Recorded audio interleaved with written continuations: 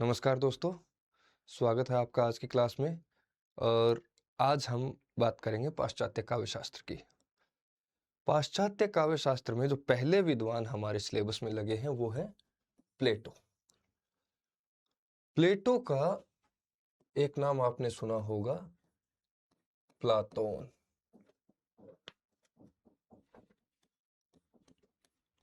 प्लाटोन या अफलातून।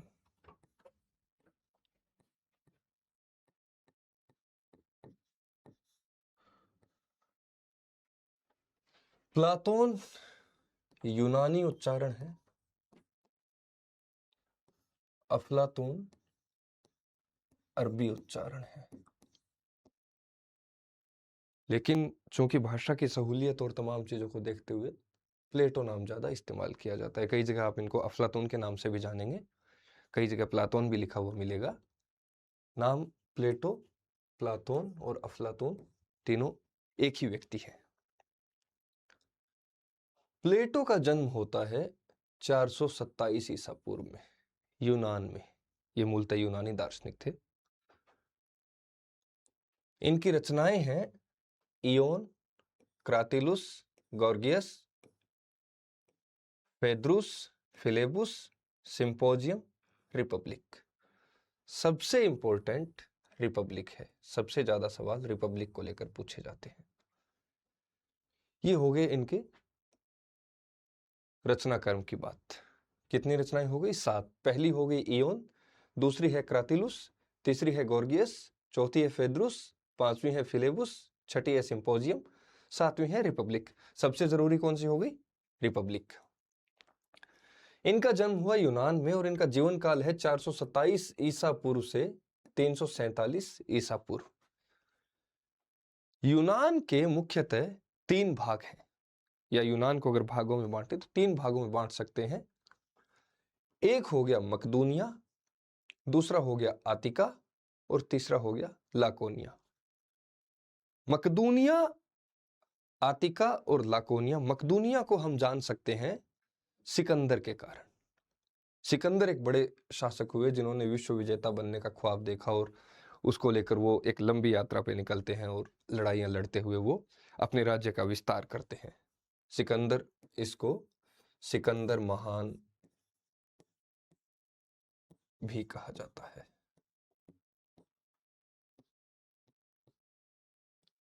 कई फिल्में भी इन पर बनी हैं। तो सिकंदर हुए मकदूनिया से, दूसरा हुआ आतिका और तीसरा हुआ लाकोनिया। आतिका की राजधानी एथेंस थी, लाकोनिया की राजधानी स्पार्टा थी।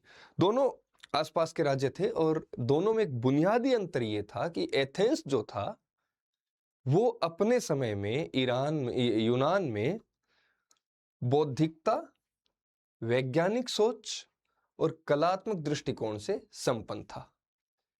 कह सकते हैं कि एथेंस एक ऐसा राज्य था जहां पर इंटेलेक्चुअल और साइंटिफिक और आर्टिस्टिक अप्रोच वाले लोग पाए जाते थे। इसके बनिस्पत अगर हम देखें लाकोनिया को, तो लाकोनिया की राजधानी थी स्पार्टा।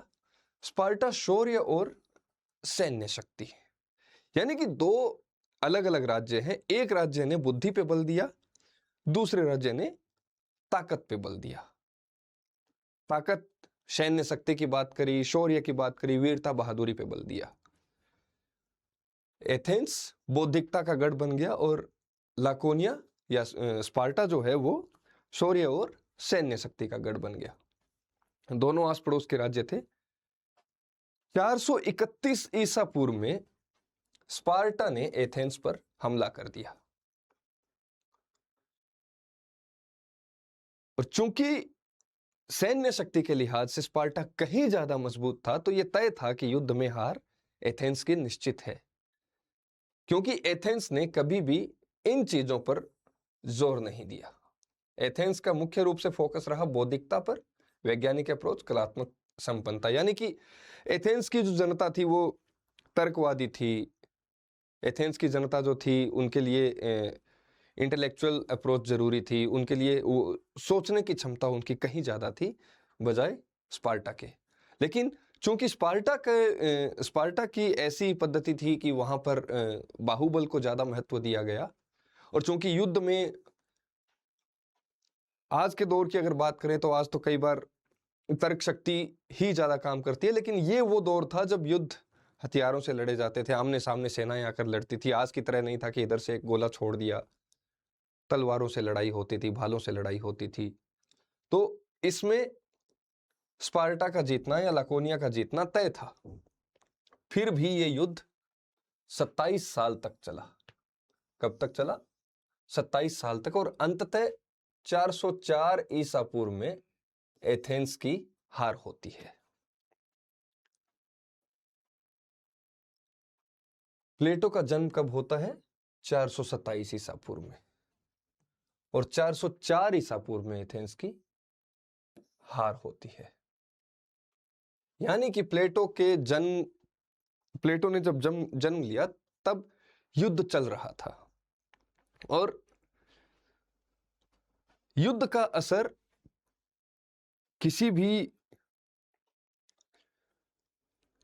प्लेटो ने जब जन्म लिया तो युद्ध चल रहा था, और युद्ध का असर किसी भी व्यक्ति के जीवन पर कितना भयानक होता है ये हम देखते हैं। और कोई ऐसा व्यक्ति जिसका जन्म ही उस दौर में हुआ जब युद्ध चल रहा हो, हम कई बार देखते हैं कि कोई एक घटना होती है और हमारे जीवन पर इतना गहरा असर डाल देती है, तो सोचिए उस व्यक्ति का क्या होगा जिसने जन्म ही युद्ध के हालात में लिया हो, और ना केवल जन्म लिया हो बल्कि उनके बचपन, उनके किशोरावस्था, युवावस्था, वहां तक आते आते वो युद्ध चल रहा है, और अंततः जिस देश के वो वासी हैं उस देश को युद्ध में हार झेलनी पड़ी, हार का सामना करना पड़ा। तो प्लेटो के मन पर इसका असर पड़ना स्वाभाविक था। इसलिए प्लेटो कहते हैं कि गुलामी मृत्यु से भी अधिक भयावह है। चूंकि एथेंस में प्लेटो का जन्म हुआ तो यह तय था कि उनकी बौद्धिकता, तार्किकता, कलावादी अप्रोच कहीं बेहतर होगी, लेकिन युद्ध के परिणामों ने प्लेटो को सोचने पर मजबूर कर दिया, और यहां से प्लेटो का विचार बदलना शुरू होता है। क्योंकि प्लेटो को यह पता था कि उनके राज्य के पास वो तमाम चीजें थी जो बौद्धिकता के स्तर पर जरूरी मानी जाती हैं, लेकिन कमी थी तो उस चीज की सैन्य शक्ति की, बाहुबल की, और इस वजह से इनके राज्य को हार का सामना करना पड़ा।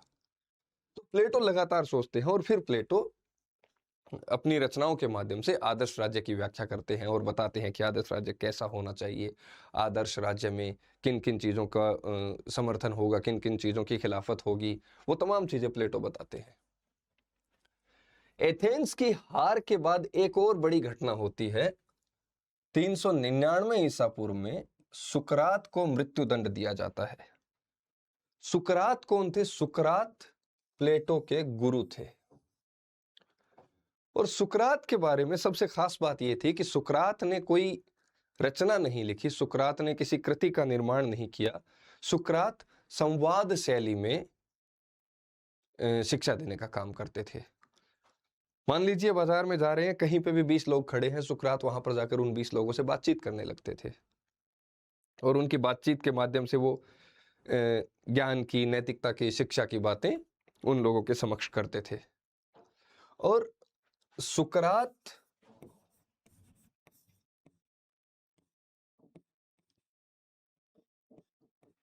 पूरी तरह से तर्कवादी व्यक्ति थे, या कहें कि तार्किकता इनका पहला नजरिया था और यही इनका अंतिम था। जो भी बात, जो भी सिद्धांत, जो भी थ्योरी तर्क के कसौटी पे खरा नहीं उतरा, वो सुकरात ने नकार दिया। कोई भी सिद्धांत अगर इनके सामने आता, सुकरात उसको अपने तर्क की कसौटी पे परखते। अगर वो सही है तो सुकरात को उसे स्वीकारने में कभी हिचक नहीं हुई, और अगर वो तर्क की कसौटी पे खरा नहीं उतरा तो सुकरात को उसे नकारने में भी दिक्कत नहीं हुई। चूंकि हार हो चुकी थी, नया राज्य स्थापित हो चुका था, तो तय था कि सुकरात के राजनीतिक टकराव भी होने थे, क्योंकि नई सत्ता जब आती है तो कई बार ऐसा होता है, या अक्सर ऐसा होता है कि नई सत्ता आती है तो जो प्रजा है या जो पहले से रह रहे लोग हैं वो कहीं ना कहीं उस नई सत्ता के साथ वैचारिक टकराव उनका देखने को मिलता है। सुकरात के साथ भी यही था। इसके अलावा एक और समस्या जो सुकरात के साथ हुई, सुकरात ईश्वर के अस्तित्व की बात पर तर्क को मुख्य रूप से देखते थे, या फिर कहें कि ईश्वर के अस्तित्व की बात को वो तर्क की कसौटी पर परखते थे। और जाहिर सी बात है कि जब ईश्वर और तर्क का सामना होगा तो जो व्यक्ति तर्क के सिवाय किसी भी सत्ता को नहीं मानता है वो ईश्वर को नकार देगा। यही सुकरात के साथ हुआ। सुकरात ने ईश्वर की सत्ता को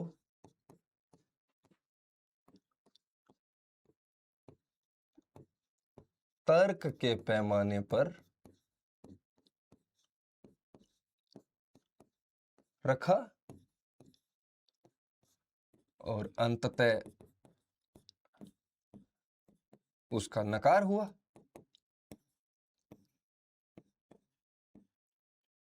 क्योंकि जब तर्क की बात होगी तो वहां पर आस्था या श्रद्धा जो है वो नहीं टिक पाएगी। आस्था और श्रद्धा तभी है जब हम उसको तर्क की कसौटी पे नहीं परखेंगे। अगर कोई कहे कि ईश्वर है या ईश्वर ये दुनिया चला रहा है, तो अगर मैं आस्तिक व्यक्ति हूं, मेरी ईश्वर में आस्था है, तो मैं मान लूंगा कि हाँ ईश्वर है, वही दुनिया चला रहा है। लेकिन अगर मैं तार्किक व्यक्ति हूं तो मैं उसमें कहूंगा कि अगर ईश्वर है तो वो कहां है, और अगर वो दुनिया चला रहा है तो कैसे चला रहा है। तो यही सुकरात का मुख्य रूप से विचार था कि तर्क के आधार पर वो ईश्वर को परखना चाहते थे। जैसे अभी पिछले दिनों एक डिबेट सोशल मीडिया पे बड़ी वायरल हुई थी कि ईश्वर को लेकर जो बहस हुई थी, उसमें जावेद अख्तर थे और उनके सामने एक कोई मौलवी थे। तो उस डिबेट में भी यही था कि जावेद अख्तर अपने तर्कों के माध्यम से उसकी बात करते हैं और वो जो मौलवी हैं वो अपनी आस्था के आधार पर उसका जवाब देते हैं। चूंकि हम लोकतंत्र में हैं तो दोनों को अपनी बात रखने का अधिकार था, और आस्तिक व्यक्ति ने भी उसी स्वतंत्रता के साथ और उसी अधिकार के साथ अपनी बात रखी, और जो तार्किक व्यक्ति हैं उन्होंने भी उसी अधिकार और उसी अधिकार के उसी विचारों के साथ अपनी बात रखी। लेकिन चूंकि यहां पे सत्ता बदल चुकी है और एक ऐसा व्यक्ति जो ईश्वर की सत्ता को भी चुनौती देता है, तो वो सोचिए कि सरकार के लिए या फिर कहें कि राज्य के लिए या राज के लिए कितना बड़ा खतरा होगा।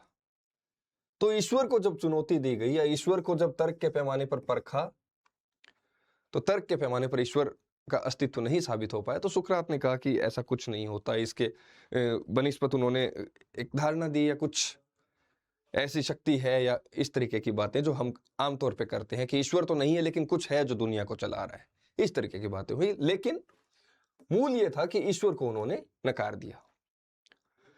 ईश्वर का नकार इतनी बड़ी घटना थी कि उस दौर के जो धर्मावलंबी थे उनका हड़बड़ाना कहें या फिर उनका दहशत में आना स्वाभाविक था। क्योंकि धर्मावलंबियों का जो है कि अगर ईश्वर की सत्ता किसी ने नकार दी और वो साबित कर दिया कि ईश्वर नहीं है, तो उनका तो पूरा सिस्टम ही खत्म हो जाएगा। यही हुआ। सुकरात ने जब कहा कि ईश्वर नहीं है, अगर है तो तर्कों के आधार पर उसको साबित करो, तो फिर एक अदालत बैठी 501 जजेस के साथ। उस दौर में 399 ईसा पूर्व में 501 जजों की अदालत बैठी, जिसमें सुकरात को मृत्युदंड दिया गया 60 के बहुमत से। इसमें भी कुछ लोग थे जो सुकरात के समर्थन में थे, लेकिन अंततः बहुमत उनके खिलाफ था। तो 60 के बहुमत से सुकरात को मृत्युदंड दिया गया, और मरने तक सुकरात ने ना अपने विचारों का पैटर्न बदला, या कहें कि वो अपने तर्क से डिगे हों, ऐसा नहीं हुआ। उन्होंने अपने शिक्षा देने के क्रम में कोई कमी रखी हो, ऐसा नहीं हुआ। मरते दम तक उन्होंने उसी तरह से युवकों से संवाद के माध्यम से अपनी बातें उन तक पहुंचाने का काम जारी रखा, और 399 ईसा पूर्व में जहर का प्याला पिलाकर सुकरात को मृत्युदंड दिया गया। सुकरात प्लेटो के गुरु थे, और यह घटना भी प्लेटो के लिए इतनी बड़ी घटना थी कि वो उनके जीवन भर उन पर जीवन भर इसका असर रहने वाला था। क्योंकि सुकरात ने सिर्फ संवादों के माध्यम से शिक्षा दी थी और कोई भी किताब या कोई रचना इनकी ऐसी नहीं मिलती है जिसमें हम देख पाएं कि सुकरात ने क्या लिखा है क्या नहीं लिखा है। लेकिन प्लेटो ने जब अपना लेखन शुरू किया तो प्लेटो ने वही संवाद शैली अपनी किताबों में लिखनी शुरू करी और इस शैली में जो मुख्य जवाब देने वाली जो अथॉरिटी है वो सुकरात को रखा। प्लेटो क्या करते हैं, अलग अलग पात्र बनाते हैं, वो पात्र प्रश्न पूछते हैं, सुकरात के माध्यम से उनका जवाब देते हैं। तो प्लेटो की किताबों में जवाब हमेशा सुकरात ने दिया। तो ये थी प्लेटो के जीवन से जुड़ी हुई या फिर कहें कि प्लेटो का जहां पे जन्म हुआ तत्कालीन परिस्थितियों की बात।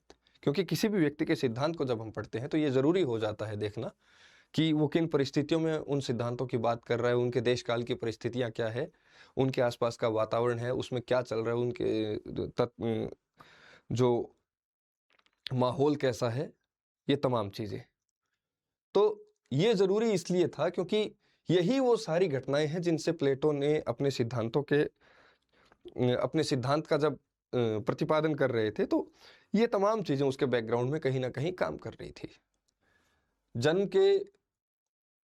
जब जन्म लिया, युद्ध के हालात में जन्म लिया, जिस देश के निवासी थे उस देश को युद्ध में हार का सामना करना पड़ा। हार का सामना क्यों करना पड़ा? क्योंकि उन्होंने बौद्धिकता पे हमेशा ध्यान दिया, बाहुबल पर ध्यान नहीं दिया। क्योंकि युद्ध के हालात ऐसे होते थे कि वहां पर बाहुबल ज्यादा प्रभावी होता था, तो अंततः युद्ध में हार का सामना करना पड़ा। गुरु थे सुकरात, भयंकर तर्कवादी व्यक्ति, ऐसा तार्किक व्यक्ति की सत्ता को भी उससे चुनौती का सामना करना पड़े। क्यों मार दिया गया? क्योंकि उन ईश्वर की सत्ता को नकार दिया। तर्क की कसौटी पे ईश्वर को खरा नहीं देखा उन्होंने, ईश्वर तर्क की कसौटी पे खुद को साबित नहीं कर पाए, तो सुकरात ने ईश्वर को नकार दिया। और ईश्वर को नकारने का फल ये हुआ कि 501 लोगों की अदालत बैठी, 60 के बहुमत से मृत्युदंड दे दिया गया जहर का प्याला देकर। और कुछ तो नहीं कर पाए प्लेटो अपने गुरु के लिए, लेकिन इतना कर दिया कि अपनी रचनाओं में उन्होंने सुकरात को एक मुख्य पात्र बना दिया जो हर समस्या का जवाब देता है, हर सवाल का हल उसके पास है। या फिर कहें कि प्लेटो ने अपने सिद्धांतों का प्रतिपादन सुकरात के माध्यम से किया। अब हम बात करते हैं प्लेटो के सिद्धांत की। प्लेटो का सिद्धांत है प्रत्ययवादी। प्रत्ययवादी यानी आदर्शवादी, आइडियलिस्टिक। प्लेटो युद्ध में हार के बाद प्लेटो को एक चीज का एहसास हुआ कि हम जिस राज्य में रहते हैं वो राज्य अच्छा है लेकिन आदर्श नहीं है।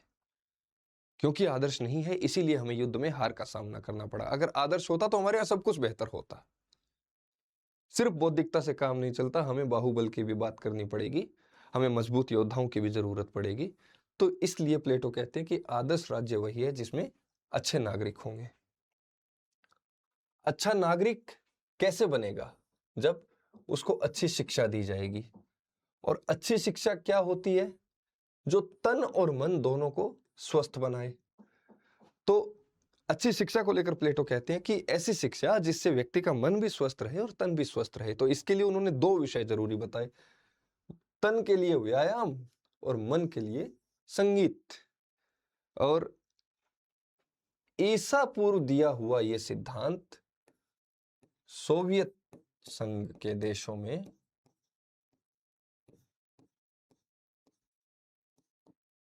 आज भी पढ़ाया जाता है। वहां 1ली से 10वीं तक व्यायाम और संगीत जरूर पढ़ाया जाता है, या कहें कि कंपलसरी है, अनिवार्य जिसको कहते हैं, कंपलसरी है। तो ये प्लेटो ने सिद्धांत दिया कि आदर्श राज्य तब बनेगा जब हमारे पास अच्छे नागरिक होंगे, आदर्श नागरिक होंगे। आदर्श नागरिक और अच्छे नागरिक कैसे बनेंगे? जब उनको अच्छी शिक्षा दी जाएगी, आदर्श शिक्षा दी जाएगी। आदर्श शिक्षा से क्या तात्पर्य है? जिससे स्वस्थ तन और स्वस्थ मन का निर्माण हो। स्वस्थ तन के लिए व्यायाम जरूरी है और मन के लिए प्लेटो का कहना था कि संगीत जरूरी है। यहां तक हमें समझ आ रहा है कि प्लेटो बड़े ही कला प्रेमी व्यक्ति थे। और ये सही भी है कि एक वक्त तक प्लेटो को कविताएं अच्छी भी लगती थी, मन से प्लेटो कवि मन के व्यक्ति ही थे। लेकिन चूंकि आसपास की परिस्थितियां ऐसी हुई कि प्लेटो को सोचने पर मजबूर कर दिया गया, और इसलिए प्लेटो आदर्श की बात करते हैं। यहां तक है कि व्यायाम और संगीत दो विषय थे। अच्छी शिक्षा दी जाएगी तभी अच्छे नागरिक बनेंगे, अच्छे नागरिक बनेंगे तभी आदर्श राज्य बनेगा, और आदर्श राज्य बनेगा तो कभी दोबारा गुलामी को नहीं झेलना पड़ेगा। अब हम बात करते हैं प्लेटो के सिद्धांत की, जिसको हम प्रत्ययवादी कह सकते हैं, आदर्शवादी कह सकते हैं,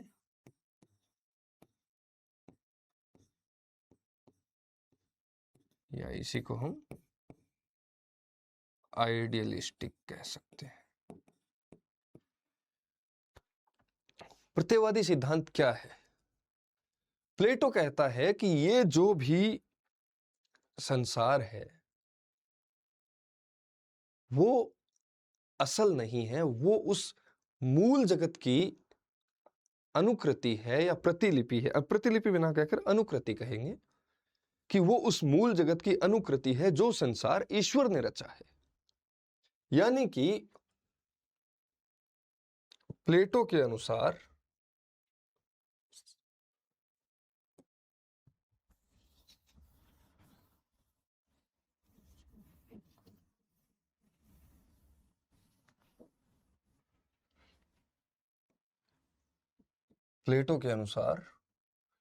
मूल जगत जो है उसका निर्माण ईश्वर करता है। वास्तविक जगत जो हम देख रहे हैं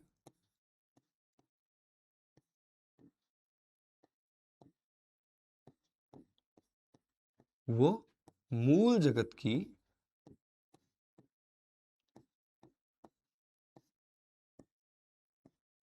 अनुकृति है। और अगर कोई कलाकार या कवि कोई रचना करेगा तो एक तीसरा रूप बनेगा जिसको हम कहेंगे अनुकरणात्मक रूप।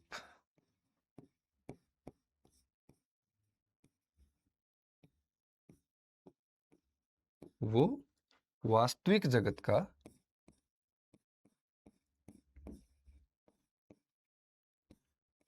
अनुकरण होगा।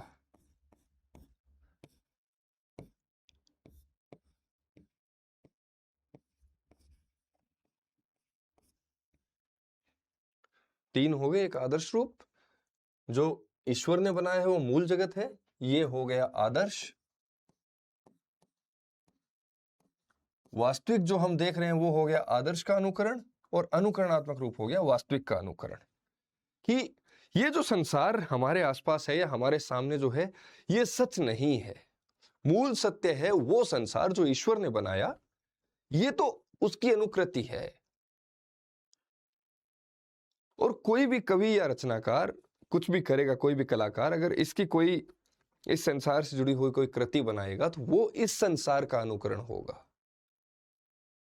यानी कि ये आदर्श से 3 कदम दूर हो गया। आदर्श के मुकाबले ये तीसरे पायदान पे आ गया कि आदर्श तो वो है जो ईश्वर ने बनाया, जो हम तो देख ही नहीं पा रहे हैं। वस्तु जगत जो हमारे सामने है वो आदर्श की अनुकृति है। कवि या कलाकार जो बना रहा है वो वस्तु जगत की अनुकृति है। तो हमारे पास 3 सोपान हो गए। आदर्श हो गया,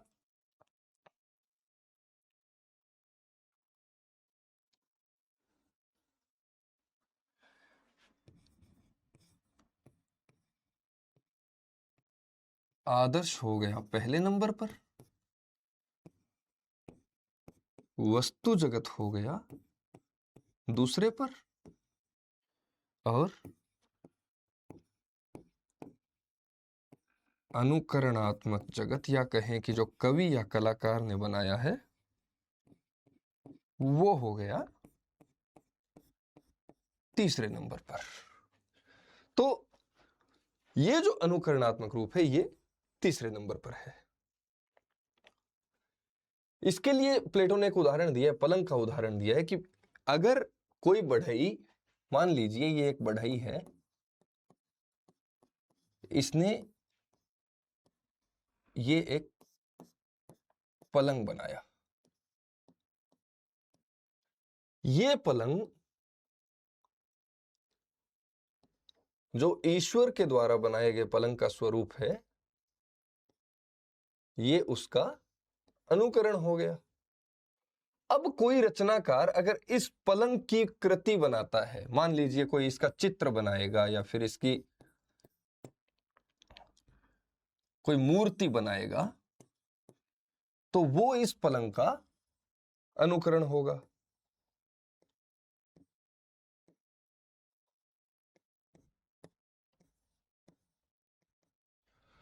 तो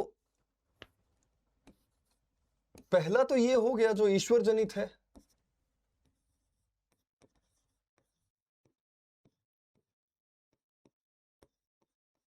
दूसरा हो गया जो बढ़ई ने स्वयं ने बनाया है। तीसरा हो गया जो किसी कलाकार ने इसका स्वरूप बनाया है। तो ये इससे इतना दूर हो गया, ये फर्स्ट हो गया, ये सेकंड हो गया और ये थर्ड हो गया। तो इसलिए ये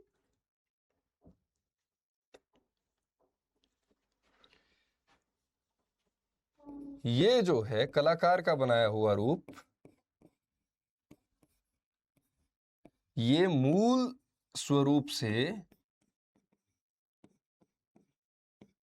त्रिधा अपेत हो गया। त्रिधा अपेत यानी थ्राइस रिमूव्ड, कि ये पहले पे है तो ये इसके बनिस्बत तीसरे नंबर पे आ गया। तो ये मूल जगत से दो स्थान नीचे हो गया, तीसरे पे रह गया। तो ये जो कलाकार जो बना रहा है वो मूल जगत से कहीं दूर है। तो प्लेटो अपने काव्य में, अपने आदर्श राज्य में काव्य की बात करते हुए कहते हैं कि काव्य मनोवेगों का पोषण और सेचन करता है। मतलब मोटा मोटी ये है कि जब आदर्श राज्य की बात करते हैं प्लेटो, तो वो कह देते हैं कि आदर्श राज्य में कवि का बहिष्कार है। कला या कवि को लेकर प्लेटो का सीधा सा बयान है कि आदर्श राज्य से इनका बहिष्कार होना चाहिए। क्यों होना चाहिए उसकी हम बात कर रहे हैं। क्यों? क्योंकि एक तो ये जो मूल जगत है जो ईश्वर ने बनाया है उससे तीसरे स्थान पर है। दूसरा, काव्य मनोवेगों का पोषण और सेचन करता है। दो दुष्परिणाम है। एक तो सत्य को देखने और समझने की दृष्टि अस्पष्ट हो जाती है, जिससे सत्य और शिव का ज्ञान नहीं हो पाता। कि काव्य से क्या होगा, मान लीजिए कोई रचना है, कोई ऐसी रचना है जिसमें करुण रस है, करुण रस की कोई रचना मैंने पढ़ी, क्या होगा, मेरे मन पर मनोवेगों का पोषण होगा, मेरे मन में करुणा का संचार होगा। या मान लीजिए हमने कोई फिल्म देखी जो बहुत ही इमोशनल फिल्म जिसको हम बोलते हैं, क्या होगा, हमारे मन में करुणा का संचार होगा। तो उस स्थिति में प्लेटो कहते हैं कि उस स्थिति में सत्य को देखने और समझने की दृष्टि अस्पष्ट हो जाएगी, कि उस टाइम पे हम कुछ भी सोचेंगे तो वो हमारा थॉट प्रोसेस क्लियर नहीं होगा। तो जब हम सोच ही नहीं पाएंगे, जब तक हम उस कृति के मोह में रहेंगे या उसका प्रभाव जब तक हम पर रहेगा, तब तक हमारी सत्य को देखने और समझने की दृष्टि अस्पष्ट हो जाएगी, जिससे सत्य और शिव का ज्ञान नहीं हो पाता है। दूसरा, भाव का अतिरेक संयम और संतुलन को बाधित करता है। इससे समाज में वीरता के बदले विलास बढ़ता है, जो शासकों को उत्तेजनीय और स्त्रीण बना देता है। कि अत्यधिक भावुकता से क्या होगा, अत्यधिक भावुकता से या तो हम जिस अनुशासन का पालन कर रहे हैं वो नहीं कर पाएंगे। जैसे कई बार क्या होता है, हम पढ़ रहे हैं, पढ़ते पढ़ते घर की याद आने लगी, पढ़ाई में मन नहीं लग रहा, तो क्या होगा कि जो दिन में हम 10 घंटे पढ़ रहे थे उस दिन हम 2 घंटे भी नहीं पढ़ पाएंगे। क्यों? क्योंकि हमारे मन में भावना का संचार हो गया है। तो ये प्लेटो कह रहे हैं कि भाव का अतिरेक संयम और संतुलन को बाधित करता है। कि हमने 10 घंटे का रूटीन बना रखा था, सुबह 7 बजे उठ के शाम को 7 बजे तक हमें सारे काम निपटाने के बावजूद 10 घंटे पढ़ना था। उस दिन अचानक से घर की याद आने लगी, हमारा पढ़ाई में मन नहीं लगा और हम नहीं पढ़ पाए। तो उससे क्या होगा? संयम और संतुलन बाधित होगा। अब प्लेटो आगे कहते हैं कि इससे समाज में वीरता के बदले विलास बढ़ता है, जो शासकों को उत्तेजनीय और स्त्रीण बना देता है। कि अत्यधिक भावना का संचार हो गया, मन में मान लो दुख का संचार हो गया या मन में करुणा का संचार हो गया, तो व्यक्ति उससे छुटकारा पाने के लिए क्या करेगा? वो इधर उधर निकल जाएगा, टाइम पास के लिए कहीं भी रूम से बाहर चले जाएंगे हम, या कुछ और करेंगे, खेलने चले जाएंगे, कुछ भी करेंगे। उस दौर में राजा क्या करते थे कि जब शासक जो होता था, अगर ऐसी स्थिति है तो वो क्या करेंगे? वो या तो अत्यधिक विलास का सहारा लेंगे, जैसे कई बार हमने देखा है कि इतिहास को जब हम पढ़ते हैं तो कुछ राजा विलास के चक्कर में ही निपटा दिए गए, कि वो युद्ध लड़ने के लिए उनमें इच्छा शक्ति नहीं थी, वो भोग विलास में अत्यंत संलिप्त थे, तो अंततः उनका साम्राज्य चला गया। तो यही है कि जब संयम और संतुलन बाधित होगा तो समाज में वीरता के बदले विलास बढ़ता है, जो शासकों को उत्तेजनीय और स्त्रीण बना देता है। कि अत्यधिक विलास के बाद फिर शासक क्या करेगा? शासक में जो बाहुबल होना चाहिए या फिर जो एक जो नियम और अनुशासन का पालन करना चाहिए, जब वो नहीं होगा तो जाहिर सी बात है कि वो अपने मूल्यों से भटकेगा, अपने मूल रास्ते से भटकेगा। तो इसलिए प्लेटो कहते हैं कि आदर्श राज्य से कवि का बहिष्कार होना चाहिए। फिर कारण बता दिए कि एक तो सत्य को देखने और समझने की दृष्टि वो थोड़ी कमजोर हो जाएगी, सत्य और शिव का ज्ञान नहीं होगा। दूसरा, भाव का अतिरेक संयम और संतुलन को बाधित करेगा। फिर कहते हैं कि एक गोबर से भरी हुई पिटारी भी सुंदर। प्लेटो का जो सिद्धांत है उसमें एक और चीज हमें ध्यान देने वाली है कि प्लेटो अपने सिद्धांत में साहित्य या कला को आनंद की कसौटी पे नहीं परखते हैं, बल्कि उपयोगितावादी नजरिए से देखते हैं। क्योंकि प्लेटो को एक ऐसे राज्य का निर्माण करना है जो आदर्श राज्य है, तो प्लेटो चाहते हैं कि उस राज्य में हर वस्तु या हर चीज ऐसी होनी चाहिए जो किसी ना किसी नजरिए से उपयोगी हो। तो प्लेटो कहते हैं कि इसलिए ऐसी रचनाएं या ऐसा काव्य कर्म, ऐसी कला किसी काम की नहीं है जो सिर्फ भावुकता को बढ़ाती है, भावों का अतिरेक करती है, और इसके अलावा वो समाज के लिए कोई किसी भी प्रकार से उपयोगी नहीं है, तो वो रचना किसी काम की नहीं है। और वो कहते हैं कि एक गोबर से भरी हुई पिटारी भी सुंदर कही जा सकती है यदि उसका कोई उपयोग हो, अन्यथा स्वर्ण जड़ित चमचमाती ढाल भी सुंदर है यदि उसका कोई उपयोग नहीं है। ये उपयोगितावादी दृष्टिकोण को समझने के लिए एक लाइन से हम समझ सकते हैं कि प्लेटो ने प्रत्येक वस्तु को किस नजरिए से देखा है। कि गोबर से भरी हुई पिटारी या गोबर से भरी हुई एक टोकरा जो है वो भी जरूरी है, अगर वो जरूरी है तो वो बहुत सही है राज्य के लिए, सुंदर है वो, क्योंकि उसका कोई ना कोई उपयोग हो रहा है, बजाय इसके कि कोई सोने से जड़ी हुई, सोने और रत्न से जड़ी हुई ढाल पड़ी है लेकिन उसका कोई इस्तेमाल नहीं हो रहा है, तो वो किसी भी नजरिए से सुंदर नहीं है। सीधी सी बात है कि जो काम में आ रहा है, जो उपयोगी है, वो सुंदर है, इसके अलावा आदर्श राज्य में कुछ भी सुंदर नहीं है। फिर ऐसा मानने के पीछे कारण क्या है कि आदर्श राज्य से कवि का बहिष्कार कर दिया? उपयोगितावादी नजरिए से आप देख रहे हो, आपने कहा कि गोबर से भरी हुई पिटारी भी ज्यादा सुंदर है बजाय एक स्वर्ण जड़ित ढाल के, अगर उसका कोई उपयोग नहीं है। तो ये सब मानने के या फिर कवि और कला का बहिष्कार करने के कारण क्या है? मूल कारण दो है। एक तो है दर्शन, प्लेटो दार्शनिक है। दूसरा है प्रयोजन।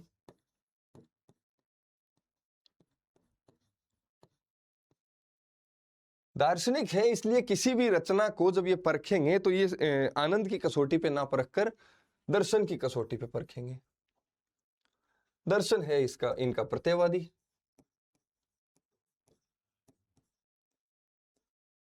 प्रयोजन वही बात हो गई उपयोगितावादी, कि उसका कारण क्या है, वो किसी ना किसी काम में आ रही है कि नहीं काम में आ रही है। अगर ऐसा नहीं है तो फिर वो रचना काम की नहीं है। फिर आगे प्लेटो कहते हैं कि मैं अपने आदर्श राज्य में मोची को भी वह महत्व दूंगा जो एक कवि को प्राप्त नहीं है। यानी कि आदर्श राज्य से जब कवि का बहिष्कार किया जाता है या कलाकार का बहिष्कार किया जाता है, तो ये कहते हैं कि मैं मोची को भी वो महत्व दूंगा जो एक कवि को प्राप्त नहीं है। मतलब मोची का काम भी कहीं बड़ा है बजाय एक कवि के काम के। क्यों? क्योंकि कवि का काम समाज के लिए किसी भी नजरिए से उपयोगी नहीं है। और केवल काव्य की बात नहीं है, प्लेटो कला की भी, बाकी कलाओं की भी बात करते हैं, चाहे वो नाटक है या अन्य किसी प्रकार की कला। तो ये सिर्फ उपयोगिता के नजरिए से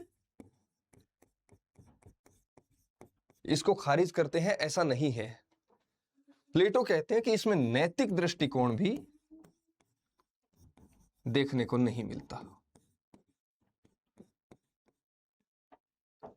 कि मान लीजिए कि चलिए रचना है, करुण रस की रचना है, लेकिन अगर उसके नैतिक मूल्य उच्च हैं तब भी काम चला लेंगे। लेकिन प्लेटो कहते हैं कि ऐसी रचनाओं का क्या जिसमें नैतिक मूल्य भी आदर्श नहीं है।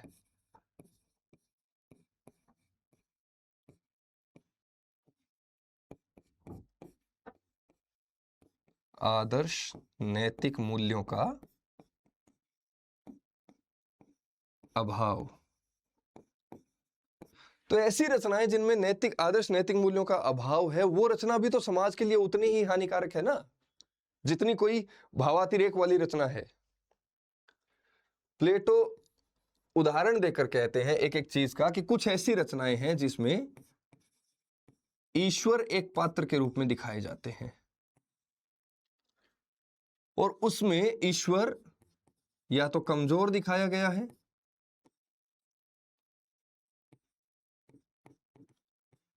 या फिर ईश्वर ऐसे काम कर रहा है जो आदर्श व्यक्ति नहीं करेगा,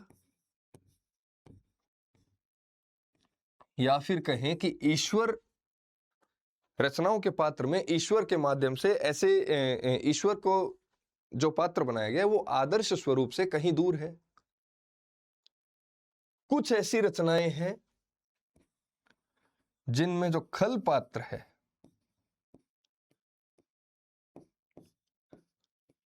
वो ज्यादा मजबूत है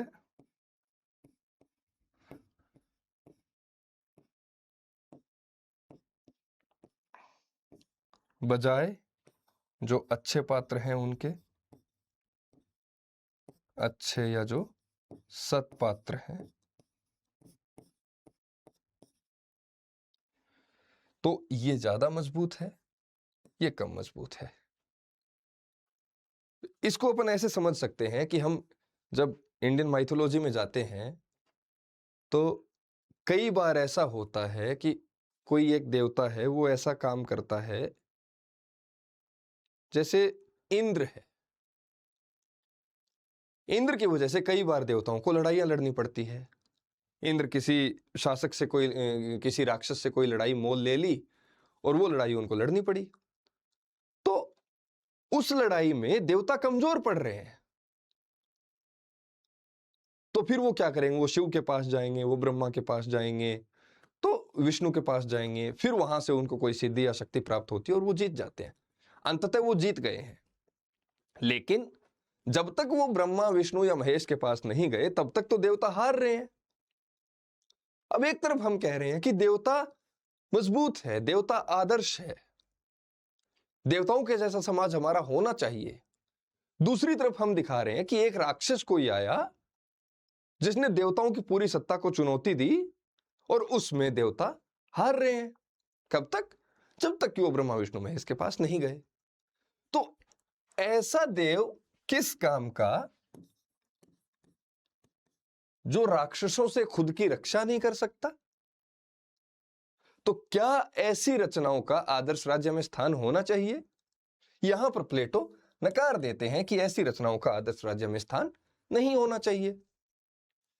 फिर वो कहते हैं कि कुछ ऐसी रचनाएं हैं जिनमें खल पात्र, खलनायक जो है वो ज्यादा मजबूत दिखाया गया है, या फिर कुछ ऐसे पात्र हैं जो जिसमें मुख्य भूमिका में ऐसे किरदार रखे गए हैं जो किसी भी दृष्टिकोण से नैतिक नहीं माने जा सकते। बजाय उनके जो अच्छे किरदार हैं, जो सत किरदार हैं, जो सच्चरित्र जिसको बोलते हैं, वो किरदार उसमें कमजोर दिखाए गए हैं।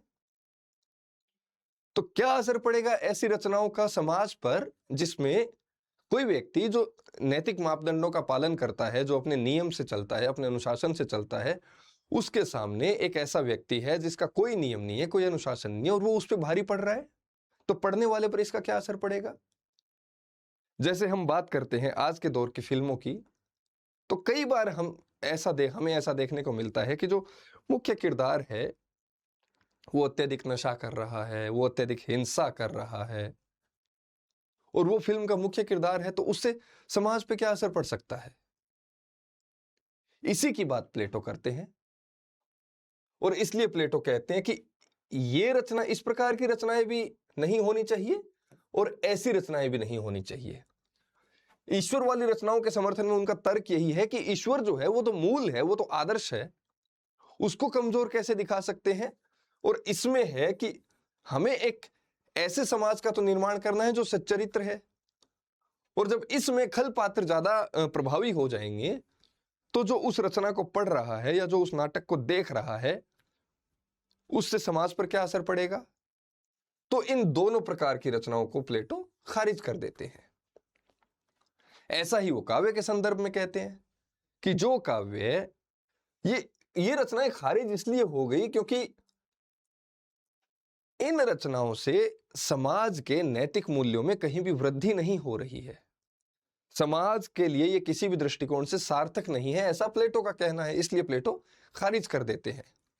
हालांकि इनके फिर अलग तर्क हैं कि जो पौराणिक आख्यानों में जो रचनाएं दी गई है, उनके आधार पर जो काव्य कृतियां या जो ग्रंथ लिखे गए हैं, उसमें ईश्वर का वैसा ही स्वरूप दिखाया जाएगा जैसा पौराणिक आख्यानों में है। लेकिन प्लेटो कहते हैं कि ईश्वर जो है वो सर्वोपरि है, वो आदर्श है, उसको अगर हम कमजोर दिखा रहे हैं तो ये हमारे राज्य के लिए, आदर्श राज्य के लिए उचित नहीं है, इसलिए इसका समर्थन नहीं किया जा सकता। फिर काव्य को लेकर भी कवि प्लेटो यही कहते हैं कि जो काव्य उपयोगी नहीं है, जो नैतिक मापदंडों पर खरा नहीं उतरता, वो काव्य नकार दिया जाना चाहिए। फेदरुस जो इनकी रचना है, इसमें प्लेटो कहते हैं, सुकरात के द्वारा ही कहलाते हैं, कि तीसरे प्रकार का उन्माद उनका है जो काव्य देवी से आविष्ट होते हैं, कोमल और निर्मल आत्मा को अपने अधिकार में लेकर और उसमें उन्माद जगाकर प्रगीत तथा अन्य कविताओं को उत्पन्न करते हैं। यहां पे प्लेटो थोड़े से कॉन्ट्राडिक्टरी होंगे। कैसे? कि तीसरा उन्माद उनका है जो काव्य देवी से आविष्ट होते हैं, कोमल और निर्मल आत्मा को अपने अधिकार में लेकर और उसमें उन्माद जगाकर प्रगीत तथा अन्य कविताओं को उत्पन्न करती है, ये काव्य देवी। यहां पे काव्य देवी लिखना।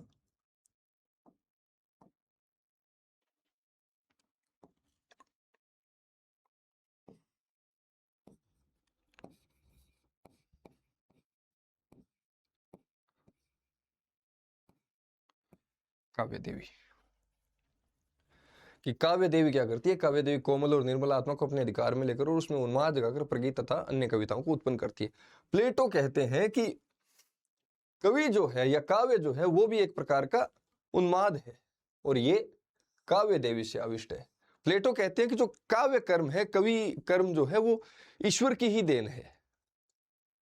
ईश्वर किसी व्यक्ति में चेतना उत्पन्न करता है और उसके बाद ही वो कविता करता है।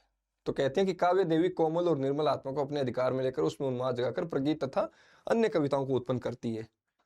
और फिर प्लेटो कह देते हैं कि आदर्श राज्य में कवि का बहिष्कार होना चाहिए। एक तरफ कह रहे हैं कि जिन रचनाओं में ईश्वर को नैतिक रूप से या शारीरिक रूप से कमजोर दिखाया गया है, वो रचनाएं भी समाज में नहीं होनी चाहिए, क्योंकि ईश्वर तो आदर्श है। यहां पे ईश्वर आदर्श है, वही ईश्वर काव्य चेतना पैदा करता है, और उसी काव्य को प्लेटो नकार देते हैं। तो यहां पर प्लेटो कॉन्ट्राडिक्टरी हो जाते हैं, खुद के सामने खुद ही खड़े हो जाते हैं। यहां पे यही एक बड़ा सवाल भी है कि जब प्लेटो एक तरफ ईश्वर को सर्वोपरि सत्ता मानते हैं और उसी ईश्वर के द्वारा जब कोई कवि कविता करता है तो उसको वो नकार देते हैं। खैर, रिपब्लिक के अंत में प्लेटो कहते हैं कि ऐसा नहीं है कि जब कोई अभिनेता हमारे यहां आता है तो हम उसके सामने घुटने टेक कर मधुर, पवित्र एवं विलक्षण जीव के रूप में उसकी पूजा करेंगे, किंतु उसे यह भी बता देंगे कि उसके जैसे लोगों का हमारे राज्य में रहने की अनुमति नहीं है। कानून उन्हें इसकी इजाजत नहीं देता है, कानून उन्हें नहीं रहने देगा। अतः उसके शरीर में सुगंधित अंग राग लगाकर और उसके सिर में ऊन की माला पहनाकर हम उसे दूसरे नगर में भेज देंगे, कारण कि उसकी आत्मा के स्वास्थ्य के लिए हम सूक्ष्मतर और कठोरतर कवि को ही रखेंगे, जो सच्चरित्रों के गुणों का ही अनुकरण करे। कला को लेकर प्लेटो का जो रिपब्लिक में उपसंहार में अंतिम वक्तव्य कह सकते हैं, जो एक सार रूप में प्लेटो कहते हैं कि अगर कोई अभिनेता हमारे यहाँ आएगा तो हम उसका पूरा सम्मान करेंगे, किसी भी प्रकार की कोई कमी नहीं रहने देंगे, लेकिन यह भी बता देंगे कि हमारे राज्य में उनके जैसे लोगों को रहने की अनुमति नहीं है, जब तक कि और उन्हें दूसरे राज्य में भेज देंगे, सच्चरित्र गुणों का ही अनुकरण करे, कि कठोरतम कवि को ही रखेंगे।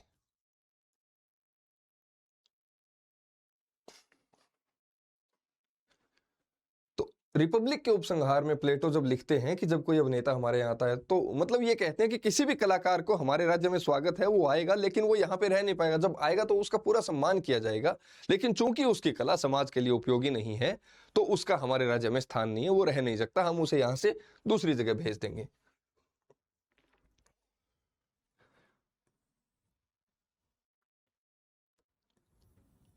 प्लेटो एक स्थिति में काव्य और कला के हिमायती हैं, जब उसमें उपयोगिता और उच्च नैतिक मूल्य हो।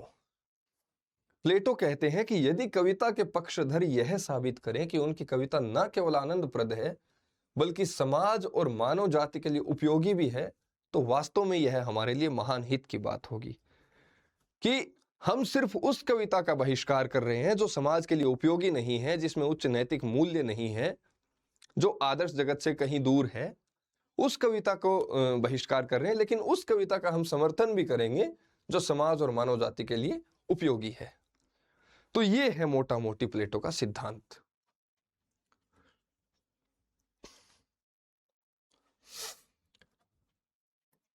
ये है आज का हमारा प्लेटो का सिद्धांत। सिद्धांत हो गया प्रत्ययवादी। देखिए यहां पे दो चीजें हैं।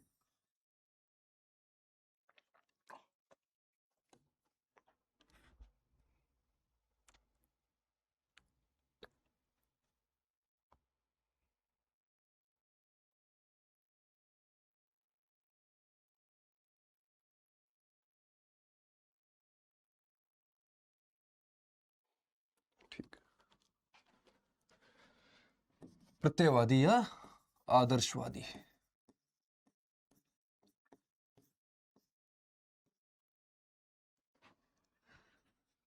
प्लेटो जिस अनुकरण की बात करते हैं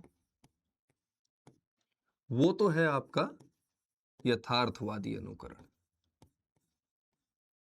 और प्लेटो का जो दृष्टिकोण है या प्लेटो का जो नजरिया है वो हो गया आदर्शवादी।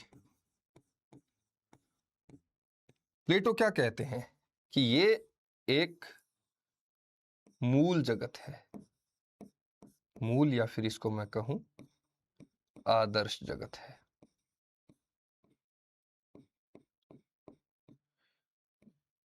ये हो गया दृश्यमान जगत जो हमें दिखाई दे रहा है।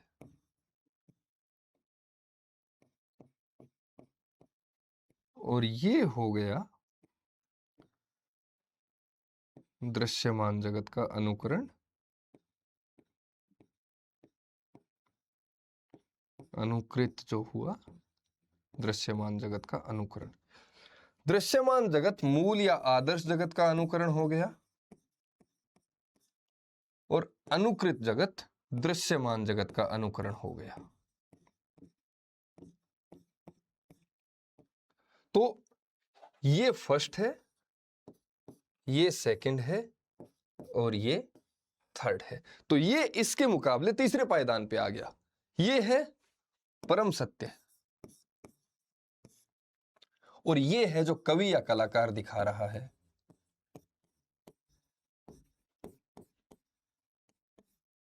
तो कवि या कलाकार परम सत्य से दोगुना दूर हो गया, एक दो दोगुना दूर हो गया, पायदान इसके मुकाबले हो गया तीसरे पे, इसीलिए इसको कहा है थ्राइस रिमूव्ड। तो ये इसके मुकाबले तीसरे पायदान पे आ गया। कवि या कलाकार क्या करता है भाई? एक हो गया मूल या आदर्श जगत, वस्तु जगत हो गया आदर्श का अनुकरण,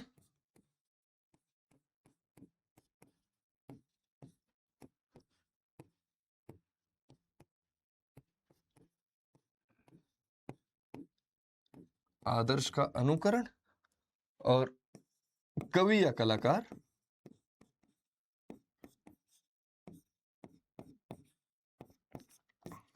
वस्तु जगत का अनुकरण करता है।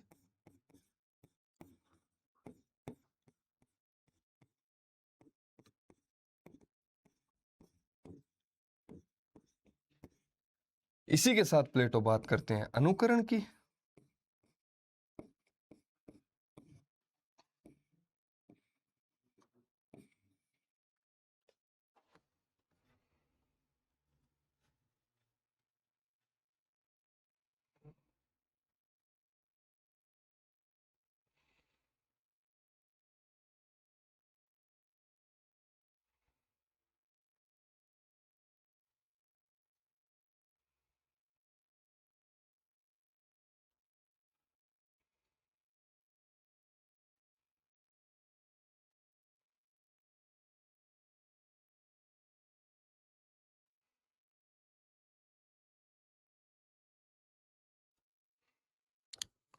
अनुकरण की बात करते हुए कहते हैं कि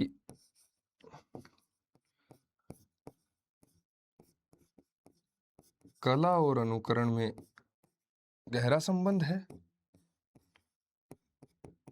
क्यों? क्योंकि वो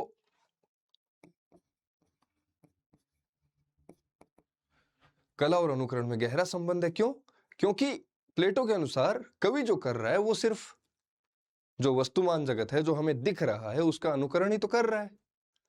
तो देखा जाए तो एक तरीके से नजरिया भी यथार्थवादी हो गया। तो मेरे सामने जो दिख रहा है उसी की कोई रचना मैं बना रहा हूं और इसी को मैं कवि या कविता या कला का नाम दे दे रहा हूं, यही प्लेटो कह रहे हैं। तो ये हो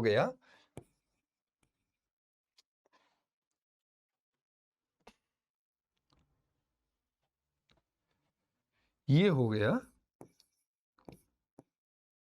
यथार्थ वस्तुपरक प्रत्यंकन। यानी कि मेरे सामने जो दिख रहा है उसी को मैं अनुकृत कर रहा हूं।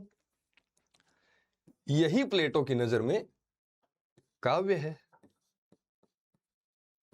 तो काव्य क्या हो गया?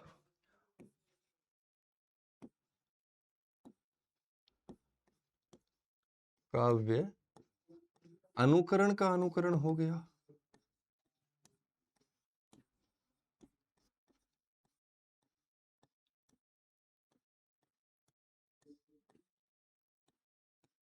सत्य से दूर हो गया। ऐसा प्लेटो कह रहे हैं। क्यों? क्योंकि प्लेटो का दृष्टिकोण है उपयोगितावादी।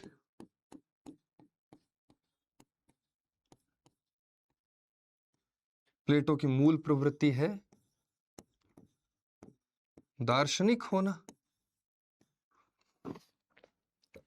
इसके साथ साथ प्लेटो इसमें नैतिक मूल्यों की भी बात करते हैं।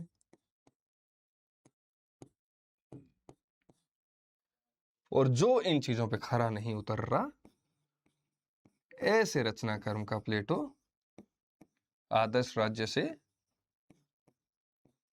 बहिष्कार कर देते हैं।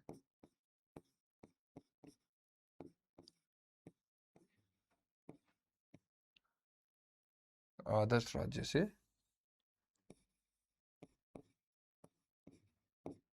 कविता या कवि का बहिष्कार कर देते हैं।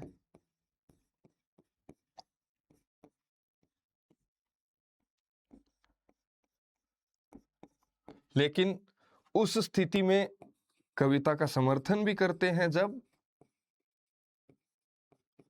काव्य में उच्च नैतिक मूल्य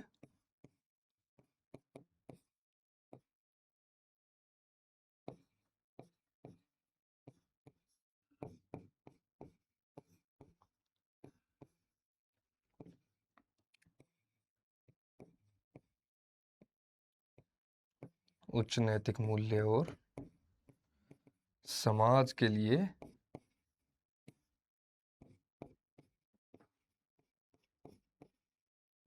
समाज उपयोगी बातें हों, तो उस स्थिति में समर्थन करते हैं। तो ये था आज का पाश्चात्य काव्य शास्त्र परंपरा में पहले जो बड़े रचनाकार या जो पहले बड़े दार्शनिक हमने पढ़े वो थे प्लेटो। प्लेटो का जन्म यूनान में हुआ। प्लेटो के गुरु सुकरात थे। और जब प्लेटो का जन्म हुआ उस समय इनकी जन्मभूमि थी वो एक युद्ध लड़ रही थी। वो युद्ध 27 सालों तक चला और अंततः प्लेटो जिस राज्य के निवासी थे उस राज्य को हार का सामना करना पड़ा। तो हार से हतोत्साहित होकर या फिर उस हार से सबक लेकर प्लेटो एक आदर्श राज्य की बात करते हैं। आदर्श राज्य कैसा होना चाहिए, आदर्श राज्य में क्या होना चाहिए, उन तमाम चीज़ों की बात करते हैं। प्लेटो बात करते हैं कि आदर्श राज्य की नींव कैसे रखी जाए। तो आदर्श राज्य के लिए प्लेटो कहते हैं कि आदर्श नागरिक होने चाहिए। आदर्श नागरिक के लिए क्या होनी चाहिए? अच्छी शिक्षा होनी चाहिए। अच्छी शिक्षा कौन सी है? वो शिक्षा जो स्वस्थ तन और स्वस्थ मन का निर्माण करे। स्वस्थ तन के निर्माण के लिए प्लेटो व्यायाम की बात करते हैं। स्वस्थ मन के लिए प्लेटो संगीत की बात करते हैं। और प्लेटो का दिया हुआ ये सिद्धांत सोवियत संघ के देशों में कई जगह आज भी प्रचलन में है। वहां पे 1ली से 10वीं तक संगीत और व्यायाम अनिवार्य रूप से पढ़ाया जाता है। युद्ध में हार के कुछ समय बाद प्लेटो के गुरु सुकरात को मृत्युदंड दिया जाता है, क्योंकि सुकरात तर्क की कसौटी पर ईश्वर की सत्ता को चुनौती देते हैं। और जब तार्किक दृष्टिकोण से ईश्वर को वो सफल नहीं पाते तो सुकरात ईश्वर की सत्ता को नकार देते हैं। तो उस दौर के जो शासक होते हैं या फिर उस दौर का जो समाज होता है वहां पर सुकरात के खिलाफ एक मुहिम चलाई जाती है, या कहें कि मुकदमा चलता है, जिसमें 501 जजों की बेंच बैठती है, जिसमें 60 के बहुमत से सुकरात को मृत्युदंड दिया जाता है। अंत में जहर का प्याला देकर सुकरात को मार दिया जाता है। सुकरात का जो शिक्षा का पैटर्न था या जो तरीका था वो संवाद के माध्यम से था। सुकरात ने कोई किताब नहीं लिखी अपने जीवन में। सुकरात कहीं भी लोगों के समूह को देखते थे, जाकर उनसे बातचीत करने लग जाते थे और उस बातचीत के माध्यम से ही वो समाज उपयोगी या फिर जो कहें कि नैतिकता और शिक्षा की बातें करते थे। सुकरात प्लेटो के गुरु थे। प्लेटो ने जितनी भी रचनाएं लिखी है वो संवाद के रूप में लिखी है और उसमें प्रत्येक प्रश्न का उत्तर देने वाला जो मुख्य वक्ता है उसके रूप में उन्होंने सुकरात का ही नाम लिखा है। तो प्लेटो की सभी रचनाओं में प्लेटो सुकरात के माध्यम से बात करते हैं। इनकी मुख्य रचना है रिपब्लिक। और प्लेटो जब अपनी रचना में आदर्श राज्य की बात करते हैं तो प्लेटो कहते हैं कि जो जगत हमारे सामने है वो मूल जगत या आदर्श जगत का अनुकरण है। और कवि या कलाकार जब कोई कविता या कला का निर्माण करता है तो वो जो वस्तु जगत हमारे सामने है उसका अनुकरण करता है। तो ये मूल जगत के मुकाबले तीसरे स्थान पर आ जाता है।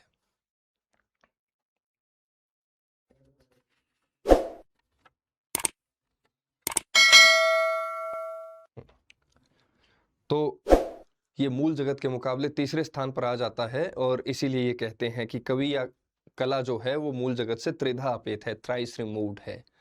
प्लेटो अपने आदर्श राज्य में उन तमाम तरीके की रचनाओं का बहिष्कार कर देते हैं जिसमें उच्च नैतिक मूल्य नहीं है, जो समाज के लिए उपयोगी नहीं है, या ऐसी रचनाएं जिसमें ईश्वर को कमजोर दिखाया गया है या फिर खल पात्र हैं उनको मजबूत दिखाया गया है, जो सत पात्र हैं, जो सत चरित्र पात्र हैं उनको कमजोर दिखाया गया है। ऐसी रचनाएं प्लेटो कहते हैं कि समाज के लिए उपयोगी नहीं है। कविता का बहिष्कार प्लेटो इसलिए करते हैं कि कई बार कविता हमारे मनोभावों को अपने नियंत्रण में ले लेती है और कई बार ऐसा होता है कि भावना के अत्यधिक संचार में हम जो कहते हैं कि हमारा जो नियम है, जो अनुशासन है, उसको हम संतुलित या फिर उसको हम निरंतर जारी नहीं रख पाते और इससे एक जो अच्छा शासक है उसका जब नियम टूटता है तो फिर उस शासक में स्त्रैण भाव का संचार होता है या फिर जैसा कि हम हिंदी साहित्य के इतिहास में पढ़ते हैं तो एक रचनाकार कहते हैं कि हार की मनोवृत्ति से पराजित जनता थी वो धर्म की तरफ जाती है और ऐसे में जो शासक जो होते हैं वो भोग विलास की तरफ बढ़ते हैं। तो रीतिकाल की जो रचनाएं हैं उसमें हम देखते हैं कि भोग विलास अत्यधिक मात्रा में दिखाया गया, क्योंकि राजाओं के पास करने के लिए कुछ नहीं है। संधि, यहाँ संधि करी, वहाँ संधि करी, संधियों से उनका राज्य चल रहा है, तो अब वो क्या करेंगे? तो वो ऐसी रचनाएं रीतिकाल में लिखी गई हैं। यही प्लेटो कह रहे हैं कि आदर्श राज्य में जब किसी रचनाकार या कवि की रचना जब किसी के भावों को अपने भावों का अतिरेक करती है, तो ऐसे में या तो वो उसकी जो सोच है वो कुछ देर के लिए बाधित हो जाएगी और इसलिए उसको सत्य और शिव का ज्ञान नहीं होगा, क्योंकि उस पर्टिकुलर टाइम पीरियड में उसकी सोच अस्पष्ट हो जाती है। और दूसरा जो शासक है, अगर उसमें ऐसे भावों का अतिरेक हो जाता है तो फिर वो अपने नियम से या जो अपना अनुशासन है उससे वो डिग जाएगा, तो वो कुछ ऐसे कार्य करेगा जो राज्य के हित में नहीं है। तो इसीलिए प्लेटो आदर्श राज्य से कवि का बहिष्कार करते हैं। प्लेटो ने मुख्य रूप से हम बात करें तो उदाहरण दिया है पलंग का, गोबर की पिटारी का। प्लेटो कहते हैं कि गोबर की पिटारी अत्यधिक सुंदर है अगर उसका कोई उपयोग है, बजाय कोई स्वर्ण जड़ित ढाल के अगर उसका कोई उपयोग नहीं है। तो ये हो जाता है जहाँ प्लेटो का उपयोगितावादी दृष्टिकोण देखने को मिलता है। दूसरा, प्लेटो कहते हैं कि मैं अपने समाज में एक मोची के कर्म को ज़्यादा ऊपर रखूंगा बजाय कवि कर्म के, क्योंकि कवि जो है वो सिर्फ भावों का अतिरेक करता है। फिर वो एक उदाहरण देते हैं पलंग के माध्यम से कि एक बढ़ई जब एक पलंग बनाता है तो वो उस मूल जगत की अनुकृति है, आदर्श की अनुकृति है, और जब कोई कवि या कलाकार उस पलंग की अनुकृति बनाएगा तो वो बढ़ई द्वारा बनाए गए पलंग की अनुकृति होगी, तो वो सत्य से ज्यादा दूर हो गया। तो इसीलिए प्लेटो आदर्श राज्य में कवि का बहिष्कार करते हैं, क्योंकि एक तो वो सत्य से कहीं दूर है, दूसरा वो भावों का अतिरेक कर रहा है, तीसरा कई बार उसमें ऐसे पात्र हैं जो समाज के लिए उपयोगी नहीं है, जो नैतिक मापदंडों पर खरे नहीं उतरते, उनका यशोगान ज़्यादा किया जाता है या फिर उनको मजबूत दिखाया जाता है, तो वो समाज पर नकारात्मक असर डालते हैं। लेकिन प्लेटो अंत में ये भी कहते हैं कि मैं अपने राज्य में कविता का तब समर्थन करूंगा जब उसमें उच्च नैतिक मूल्य हो और जो समाज के उपयोगी हो। अगर ऐसी कविता है तो वो उसका आदर्श राज्य में स्थान है, यानी कि यहाँ पे वो समर्थन भी करते हैं। तो ये था आज का हमारा पाश्चात्य काव्यशास्त्र की परंपरा में पहले जो विचारक हैं वो थे प्लेटो। आज की क्लास में इतना ही। धन्यवाद। अगली क्लास में हम पढ़ेंगे अरस्तु के बारे में।